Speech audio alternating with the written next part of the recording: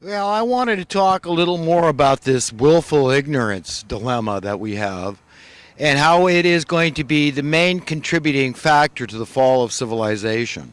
And this includes things like confusion, because when people are confused, uh, they tend to be wrong. And when you're wrong, you're acting in ignorance. So confusion and ignorance pretty much go hand in hand.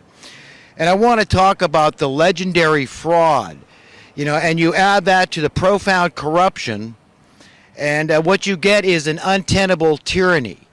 I also want to touch on more of the current events, and one in particular. Alex Jones had a couple of his reporters wanted to go down to the border in Texas, McAllen, Texas, and there's about 3 or 4 different law enforcement agencies down there overseeing things.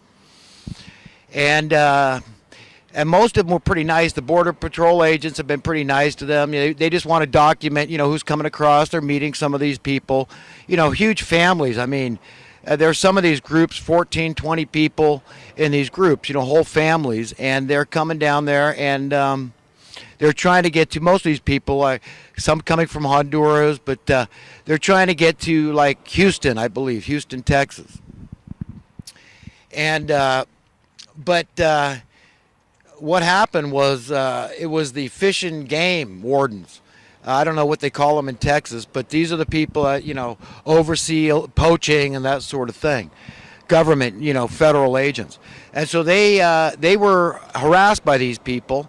They've got Zimmerman was down there in Biggs, and they both carry their firearms for protection. And Zimmerman was displaying his openly on his side, and they ended up detaining these guys, and the girl too. What's her name? Allie, I think. And they took them all and fined them. And they had to pay, I think, all told for 3 firearms. It was a total of almost $700 they had to pay. Otherwise, they would have confiscated and made it a real hassle to ever see their weapons again, which they paid a lot of money for. So, it was a big ordeal, and it was really illegitimate because, I mean, under state law, they have a right to do what they did and, to be down there and to be documenting what was going on. I mean, these are journalists. This is the press down there, and they're being harassed. They're being told, no, we don't want anybody to know what's going on down here.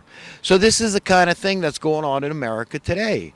And Alex Jones is rightfully outraged, and I'm glad to see that, he's learning how to take this a little bit more in stride, and he's having a bit of a sense of humor about it, although it's kind of, a dark humor, let's say. But,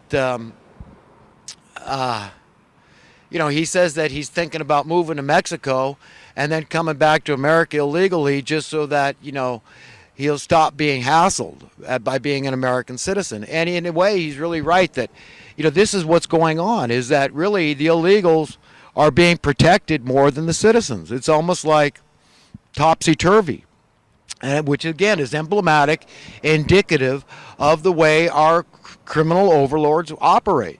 Everything they do is lying, is deceitful, half-truths. It's just nonsense, madness, illogic.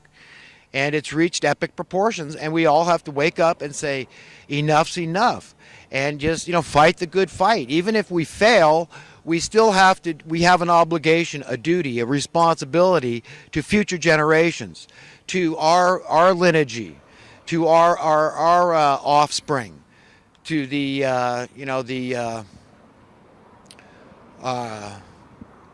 to our children, our grandchildren, our great-grandchildren, to our the people that are going to come from here, our descendants from here. We have an obligation to do what we can and to really expose the fruitless deeds of darkness in high places. This is very biblical, and it is not about religion. I mean, biblical wisdom doesn't.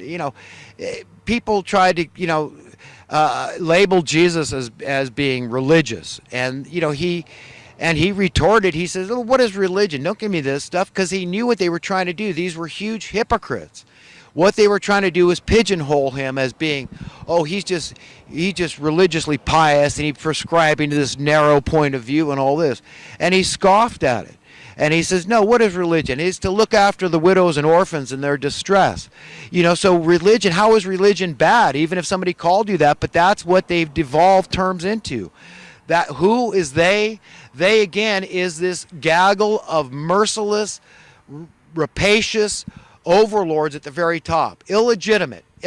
They have taken the kingdom of earth by force. That's how they work, by lies. If the lies and deceit don't work, then they just use draconian methods of violence. They just say, you know what, we're going to have it our way, that's it. Because, we're suicidal. We don't care. These people weren't disciplined as children. That's what they need now. They need discipline, from Obama to Loretta Lynch, to Slick Willie, to Hillary Clinton. All these people, even if it's James Comey out there, they all need to be disciplined as kids that never received the discipline that they needed when they were young. Okay, to tell them, look, right from wrong. It's called ethics. There is a distinct difference between somebody that's acting ethically and somebody that's not. Here's the boundaries, the moral boundaries, morality. Okay, to treat others the way you want to be treated. When you've got a high position like that, you've got a great responsibility to live by the letter of the law in this case, which is the Constitution. And what does the Constitution say? Why would they give these people more protection? Like this diplomatic immunity nonsense. What is that? That some diplomat from Saudi Arabia can come here and rape women and then go back to his country and claim diplomatic immunity? No. Bull, we're not going to have that in America. So James Comey, if you're a good American, do what the law prescribes for you to do, what anybody else that was doing these things, okay? She didn't have to do it on purpose. Oh, she didn't mean to, she inadvertently gave Benghazi to Al-Qaeda and ISIL, because it's ISIL in Libya, right? Islamic State in Libya, and it's ISIS in Syria. Okay, Islamic State in Syria. So it morphs. This is what this group of people is.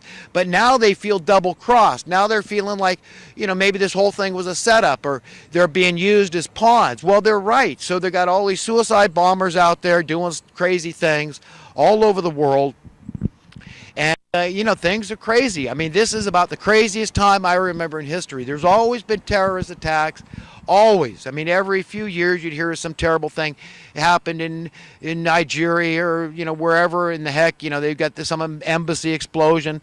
And, who's doing these things? And what is their beef? Are we willing to find out what's going on here and trace it back to the same criminals at the top, creating the division, stirring up the hornet's nest in these various nations? And how are they doing it? They do it through oppression. Nobody wants to be oppressed. Nobody wants to be subjugated. Okay, people want to be treated with dignity and respect, everybody. Okay, but that's no excuse for these people getting violent to get their way, to make their point, because that just creates more animosity. It creates this vicious circle. And that's what these people want at the top. They want us deeply divided, irretrievably, hopelessly divided is what they want. That's what gives them perpetual job security, perpetual relevance.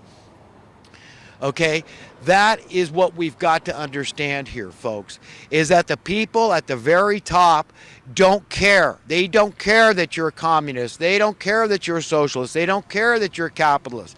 They don't care that you're a fascist. They don't care that you're a Democrat or a Republican or, one of the minor parties. They don't care that, you're a conservative or you're a liberal or you're a libertarian or anything else. All they want to do is keep controlling your life, keep on causing America and the rest of the world to descend into poverty and oppression more and more. They want plenty of crime. They want plenty of dubious war. They want plenty of debt. They want to keep kicking the can down the road. They don't want to address the debt. How often do you see the mainstream media, trying to wake people up and put a little fire under their behind? Not to be alarmist, but to say, look, you've got to look at this thing. The debt keeps growing. As I speak, it's growing in leaps and bounds. Since I started recording these videos, it's been growing at the rate of what? Millions of dollars have already transpired and just gone down the rat hole, okay? And that's what's going on here. How do you think they're paying the debt back? We're not doing it with gross domestic product. Our industry's all been shipped away. We can never do it with gross domestic product at the rate we're going. And so another option is to pay the debt back with taxes. Do you hear the mainstream media talking the way I'm talking? Do you hear them talking about this and pointing this out?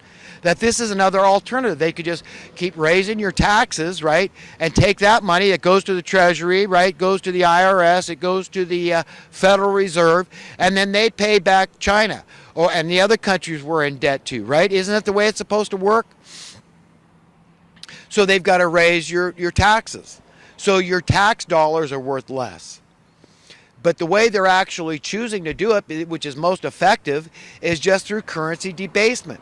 And it appears to be the least painful way is just slowly, incrementally keep reducing the worth of your currency by allowing your cost of living to go up. So in other words, they're paying back the debt with dollars. The numbers are high, but the worth is less. Do you get how this works? So it's not even real money. It's pseudo money. That's what unsound currency is.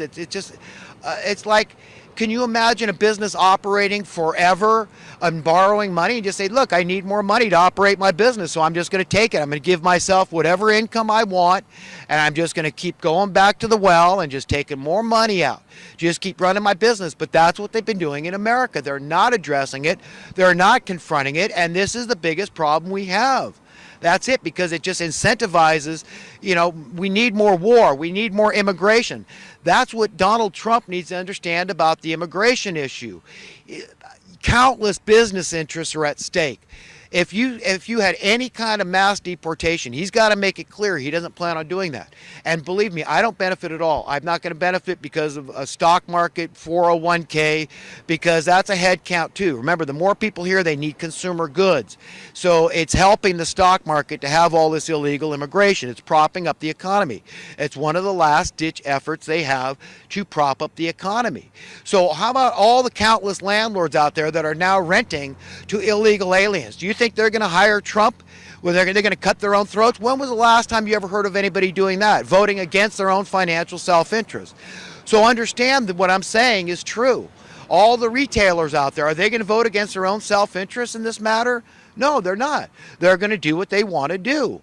And what they want to do is just keep on increasing the debt, just keep on kicking the can down the road, just keep the Ponzi scheme going. They got a running start. They got inertia. They got momentum. Just don't look at it. Don't talk about it. Just give yourselves raises. Go along with it. Be a good sycophant. Rubber stamp everything the money printers want. Okay, the money masters, whatever they want, you just do it. Just do it. Give yourselves a raise. Everything's all right. Just keep kicking the can while people die out in the cold. Then they set up these social welfare agencies, okay, to help the poor people. They pay the landlord in perpetuity. The rent keeps going up. More and more people falling through the cracks. Your taxes have to go up because that money has to go to make guys like Rich Dad fabulously wealthy. Okay, understand why your taxes are going up and where that money's going to. It's not going to the poor. They're creating the poverty. So don't blame the poor. That's illogical. That's like saying, well, I know the cause and the effect of the situation. I know the causers and those affected by these policies, but I'm going to blame the affected. I'm going to blame the poor people who have been created, manufactured, okay, by these monsters. Okay, blame the monsters, blame the causers, understand the motivation. But look, I'm telling you, there's countless business interests that understand these things. It's very basic to understand that everybody benefits. It's a head count. Ask the Chamber of Communists out there. Okay, ask them if a township benefits from illegal immigration and how that happens. It's a head count. All the public agencies out there that benefit, all the schools, okay, because there's a head count. Remember, they need more. So, it's putting a demand on stuff. It's supply and demand, okay, albeit they've got price fixing, so they've already got cards stashed up their sleeve. They really don't need the head count.